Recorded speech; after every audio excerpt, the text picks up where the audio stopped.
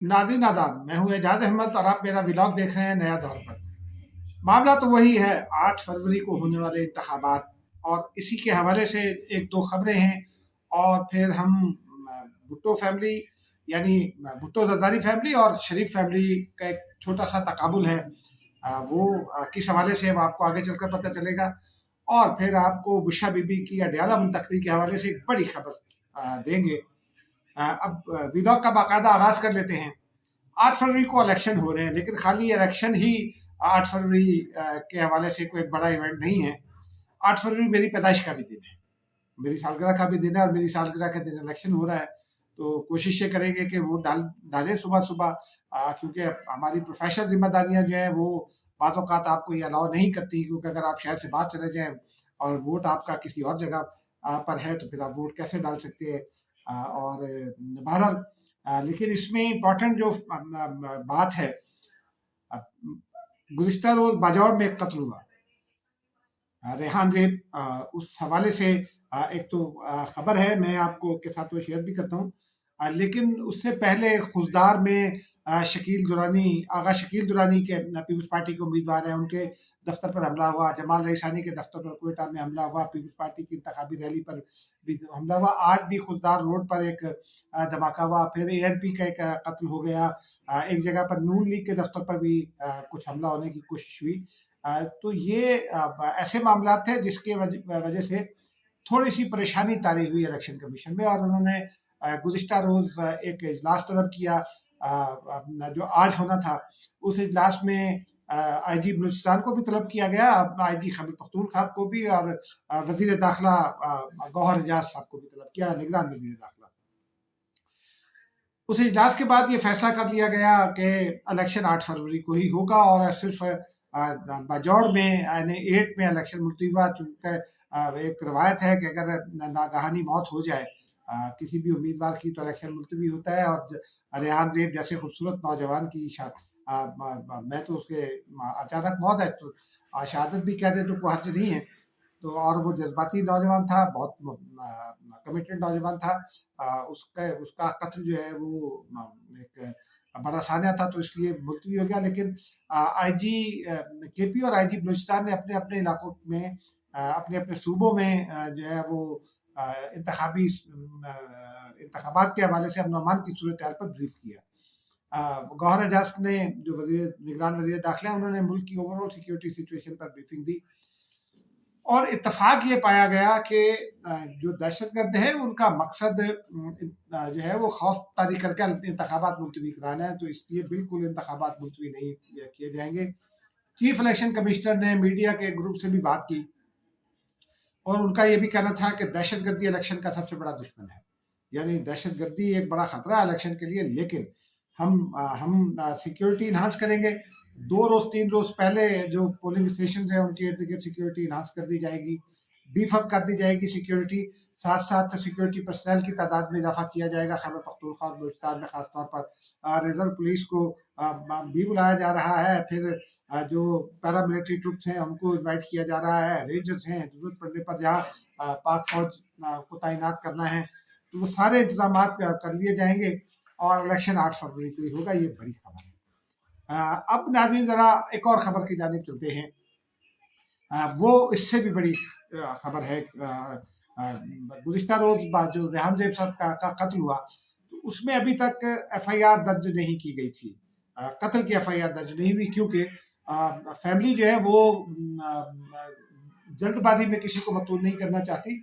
और जो मेरे जराए हैं वहाँ खानदान, उनके खानदान में, उनका ये कहना है कि लोकल जो तनाज़ात हैं ये उसका शख्साना भी हो सकता है, क्योंकि कुछ ऐसे लोग हैं जिनके साथ तनाज़ात थे। फिर गुलदाद खान पर एक इल्ज़ाम है कि वो चूँकि कुछ स्मगलिंग वगैरह में मुलव्वस होने का उन पर इल्ज़ाम है, तो शायद कुछ लोग उसे ये भी रंग देने की कोशिश कर रहे हैं। फैमिली बहुत मुहतात है, लेकिन एस्टेब्लिशमेंट के हवाले से फैमिली बिल्कुल किसी मूड में नहीं है कि एस्टेब्लिशमेंट को मतून करे या उसे जिम्मेदार करार दे। ये एक हौसला अफजा खबर है, क्योंकि इन हालात में जबकि ये कत्ल हुआ तो अगर फैमिली ये इल्ज़ाम आयद कर दे तो बड़ा मुश्किल हो जाता है। और कुछ फैमिलीज प्री मैच्योर माजी में ऐसा कर चुकी हैं और उसका कोई नतीजा भी नहीं निकला और वो खबर भी दुरुस्त नहीं साबित हुई, इल्ज़ामात भी दुरुस्त साबित नहीं हुए।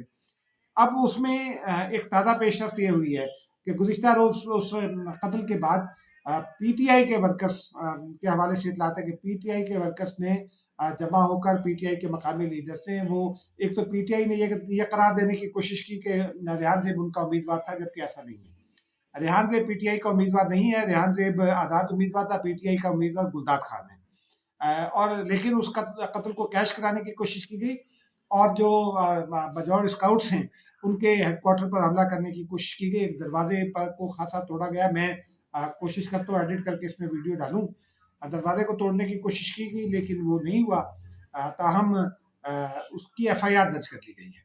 12 अफराद जो है उसमें गिरफ्तार किए गए, एफआईआर दर्ज की गई है और एफआईआर पीटीआई के वर्कर्स के खिलाफ दर्ज की गई है, क्योंकि जो मकामी हुकाम है उनका ये कहना है कि पीटीआई वर्कर्स ने इश्तार दिलाया लोगों को एफसी हेडक्वार्टर पर, बाजौड़ स्काउट्स हेडक्वार्टर पर हमले के लिए, और उसके बाद मुल्क दुश्मन या पाकिस्तान मुखालिफ नारे भी लगाए और फौज दुश्मन नारे भी लगाए, एस्टेब्लिशमेंट मुखालिफ नारे।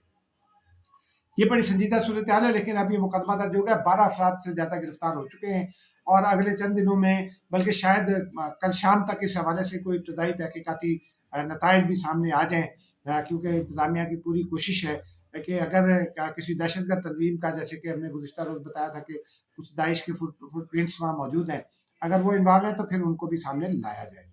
इस हवाले से नाज़रीन, अब इलेक्शन के हवाले से ही और पीटीआई के हवाले से एक बड़ी खबर और भी है। हमने आपको चंद रोज पहले बताया था कि पीटीआई ने इंट्रा पार्टी इलेक्शन का फैसला कर लिया है। अब इंट्रा पार्टी इलेक्शन होंगे। वो इंट्रा पार्टी इलेक्शन जो है वो 5 फरवरी को होना उन्होंने करार पाया है। इस दरमियान में एक जनरल बॉडी तश्कील दी गई है। रऊफ हसन को चीफ इलेक्शन कमिश्नर मुकर्रर कर दिया गया है। 2 रोज पहले जो पीटीआई ने एक इजलास करने की कोशिश की थी अपने सेक्रेटरिएट में, पुलिस ने नाकाम बनाई, लेकिन वर्चुअल इजलास में, और रऊफ हसन पार्टी के सेक्रेटरी इतलात भी हैं। उससे उसका मतलब यह है कि रऊफ हसन का इंतखाब भी आगे चलकर मेरे ख्याल में कंट्रोवर्शियल होगा। मेरी इतलात के मुताबिक कंट्रोवर्शियल होगा। ख्याल अपनी जगह, लेकिन मेरी इतलात भी यही हैं, क्योंकि उसमें अकबर असबाबर जो हैं वो बानी रुकन हैं और उन्होंने कुछ बानी अरकान को इकट्ठा करके एक करारदाद मंजूर की और पिछले 1 हफ्ता पहले वो करारदाद इलेक्शन कमीशन को पेश कर दी। अब ये इलेक्शन जो है, ये इसके लिए आज एक शेड्यूल भी जारी कर दिया गया है। उस शेड्यूल के मुताबिक कागजात नामजदगी हासिल किए जा सकते हैं वेबसाइट से भी और फिर पीटीआई दफातर से भी, जो भी इलेक्शन लड़ना चाहते हैं। एक नया ग्रुप बानियान पीटीआई का एक नया ग्रुप जो है वो जानसारान बानी चेयरमैन या कारकुनान बानी चेयरमैन जिन्हें कहा जा सकता है, उनका एक नया ग्रुप वजूद में आ गया। उन्होंने एक साहब को उम्मीदवार भी नामजद कर दिया है खैबर पख्तूनख्वा से। अब ये बड़ा दिलचस्प मरहले में दाखिल हो गई है गेम, क्योंकि पीटीआई ये समझती है, और रऊफ हसन ने आज एक चैनल पर इंटरव्यू में कहा भी कि हम ये चाहते, हमारा ये इरादा है कि हम इलेक्शन पहले करा लें आम इंतखाबात से, और फिर हमें बंदे का इंतखाबी निशान अलॉट हो जाए। ये मुमकिन नहीं है, प्रैक्टिकली मुमकिन नहीं है, क्योंकि अब इलेक्शन होंगे, उसके बाद 1 हफ्ता लगता है, 20 दिन हैं, रिपोर्ट जमा करनी है, रिपोर्ट दर्ज करानी है, रिपोर्ट इलेक्शन कमीशन को देनी है, वो जायजा लेगी और उसके बाद फैसला होगा। लेकिन उससे पहले टेक्निकली अकबर असबाबर की करारदाद वहाँ पड़ी हुई है, तो ये मामला जरा मुश्किल दिखाई देता है। पीटीआई की हिकमत अमली है कि पीटीआई जो है वो 8 फरवरी के बाद जो आज़ाद उम्मीदवार मुंतखब, वो पीटीआई को अगर उनको निशान नहीं भी मिलता तो वो पीटीआई को रजिस्टर्ड पार्टी के तौर पर फ़ाल हो जाएगी पीटीआई, तो पीटीआई को अपनी जमात करार देकर उसमें शमूलियत इख्तियार कर लेगी। ये टेक्निकली पॉसिबल नहीं होगा मेरी इतलात के मुताबिक और मेरी अंडरस्टैंडिंग ऑफ लॉ जो है उसके मुताबिक, क्योंकि पार्टी वही एग्जिस्ट करेगी जिसको इंतखाबी निशान मिला था इलेक्शन में। इंतखाबी निशान अपने मुकर्ररा वक्त में इलेक्शन ना कराने की वजह से चूंकि नहीं मिला था, तो इसलिए बल्ले के निशान वाली पार्टी को वो अडॉप्ट नहीं कर सकते।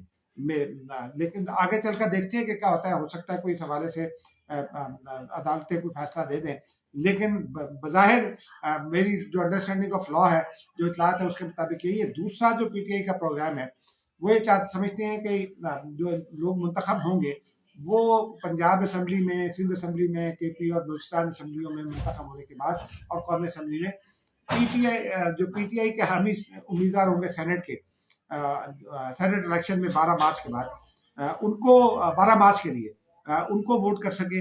ये भी मेरा ख्याल है ये मुमकिन नहीं होगा। वो वोट तो कर सकते हैं, लेकिन वो उनको अडॉप्ट नहीं कर सकते। और वो अगर ये इलेक्शन कमीशन ने इन नताइज को तस्लीम किया तो फिर ही वो पीटीआई अपने उम्मीदवार सेनेट में फाइल कर सकेगी। लेकिन टेक्निकली अकबर एस बाबर का केस बहुत मजबूत है, क्योंकि उन्होंने बानियान पार्टी बानी के बानी अरकान का इज्तिमा करके एक करारदाद जमा करा दी है, और अब ये मामला किसी न किसी लीगल फोरम पर तय होगा। नाज़रीन, अब आ जाते हैं जरा शरीफ और भुट्टो फैमिली की जानिब। आसिफ जरदारी तो मैदान में है, नवाज शरीफ भी है, शहबाज शरीफ भी है। बिलावल और मरियम का तो मवाजा हो चुका था, जो ज़िमनी इलेक्शन थे पंजाब में और सिंध में, उसमें बिलावल ने जहाँ कैंपेन चलाई, पीपल्स पार्टी ने बेहतर परफॉर्म किया खैबर पख्तूनख्वा में, और खैबर पख्तूनख्वा में भी, और फिर केपी में, वहाँ गिलगित बल्तिस्तान में, कश्मीर में मरियम से ज़्यादा अच्छा उन्होंने परफॉर्म किया। लेकिन अब एक जानिब मरियम बीबी हैं, दूसरी जानिब आसफा भुट्टो जरदारी हैं। Aseefa Bhutto Zardari single handedly campaign lead कर रही हैं सिंध में, और वो अटैक भी कर रही है बहुत मौसम अंदाज में, बेनजीर भुट्टो के अंदाज में कर रही है। अब ये उनका भी मवाजना बनता है, क्योंकि मरियम नवाज जो है इन इलेक्शंस में वो अपने वालिद के पीछे खड़ी है। नवाज शरीफ साहब ये पैगाम दे रहे हैं लोगों को कि मेरे बाद लीडर वो है, क्योंकि नवाज शरीफ साहब खुद तकरीर करते हैं तो उसके बाद उनको तकरीर कराते हैं। लेकिन ये मवाजना फिर इलेक्शन के 8 फरवरी के बाद ही किया जा सकेगा कि परफॉर्मेंस किसकी बेहतर है। आसफा भुट्टो की जो कैंपेन चला रही है सिंध में, और पंजाब में भी उन्होंने चलाई है, और लाहौर आई थी, और फिर मरियम नवाज साहिबा की। नाज़रीन, वो खबर सुन लीजिए, जो यूँ समझिए कि बुशरा बीबी की कहानी या अडयाला कहानी, बनी गाला कहानी कह लें। मैंने बहुत सारे सोर्सेज से ये जानने की कोशिश की कि बुशरा बीबी को क्यों कैसे अडयाला मुंतकिल कर दिया गया, क्या सजा इसलिए सुनाई गई थी कि वो चूंकि एक बड़े रहनुमा की बहलियाँ हैं साबिक वज़ीर आज़म की, तो वो अपने घर में सजा मुकम्मल करें, और बाकी तमाम पाकिस्तानी खवातीन जो हैं जो मोअज़्ज़ज़ घरानों से भी ताल्लुक़ रखती हैं, कुछ को जायज़ सजा हुई है, कुछ को नाजायज़ हुई है, तो वो जेलों में सजा पूरी करें। इस हवाले से जब मैंने ज़राए से पता किया अडयाला जेल में, तो उनका ये कहना था कि बुशरा बीबी जब जेल पहुंची तो नैब ने उनकी एक वारंट जारी किया, अरेस्ट अदालत ने उस पर नैब ने वारंट की रसाई जारी करके उन्हें अडयाला जेल के हवाले कर दिया। लेकिन उन्होंने वो चली गई जो जेलर साहब है उनके कमरे में, वहाँ उन्होंने दरख्वास्त की कि जी मैं चूँकि अकेली मुझे इबादत करनी है, मेरे मौकलान साथ है, तो मैं अकेली नहीं चलती, मौकलान होते हैं तो मैं यहाँ रह नहीं सकती, पर्देदार खातून हूँ और ये बड़ा मसला हो जाएगा मेरे लिए, मेरी बेपर्दगी हो जाएगी, तो मुझे कहीं और मुंतकिल किया जाए, बनी गाला या जमान पार्क।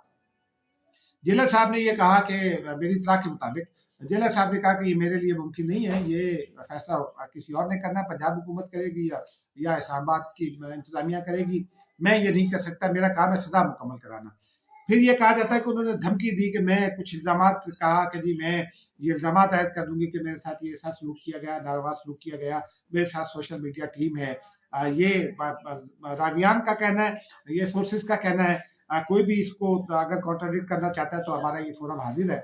लेकिन उससे थोड़ा सा जो जेलर साहब थे कहते हैं कि वो थोड़ा सा सॉफ्ट हुए, और उन्होंने कहा कि अच्छा आप इमरान खान, फिर उन्होंने इमरान खान से मिलने का मुतालबा किया, वो इमरान खान से मिली, इमरान खान ने भी यही कहा, और इमरान खान ने कहा कि जी ये यूँ हो जाएगा, और उन्होंने भी कुछ जो है सख्त ज़बान इस्तेमाल की और धमकियाँ लगाई, जिस पर फिर उन्होंने वजारत दाखिला को और जो दीगर मुतल्लिका हुकाम है उनको आगाह किया, जो स्टेक होल्डर है उनको आगाह किया, और उसके बाद फिर ये फैसला हुआ था कि उन्हें बनी गाला मुंतकिल कर दिया जाए।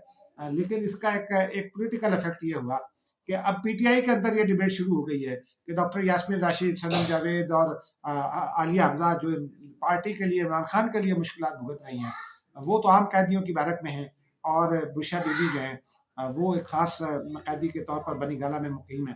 बनी गाला के हवाले से भी एक खबर ये है कि पूरा बनी गाला हाउस नहीं दिया गया उन्हें, 2 कमरे अलॉट किए गए, जिसमें एक उनकी ख्वाबगा थी और एक उसके साथ इबादत के लिए, और 2 बाकी घर को सील कर दिया गया है। और ये बताया है मेरे सोर्सेज ने कि अडयाला जेल के 9 सिपाही वहाँ तैनात हैं। इस्लामाबाद पुलिस के भी जो एहलकार वहाँ तैनात कर दिए गए हैं बनी गाला हाउस की हिफाजत के लिए। 7 लेडी पुलिस भी तैनात कर दी गई है, जो उनके कमरे के बाहर मौजूद रहेगी, बुशरा बीबी के कमरे के बाहर, और उनके इबादत का जो कमरा है उसके बाहर मौजूद रहेगी, ताकि कोई भी नाखुशगवार वाक़या पेश ना हो। नाज़रीन, अब तक के लिए इतना ही। आपसे दरख्वास्त है कि जब ये वीडियो देखें, इसको लाइक करें या डिसलाइक करें, उसका इजहार ज़रूर करें, कमेंट ज़रूर करें। नाज़रीन, मुझे इजाज़त दीजिए, खुदा हाफ़िज़।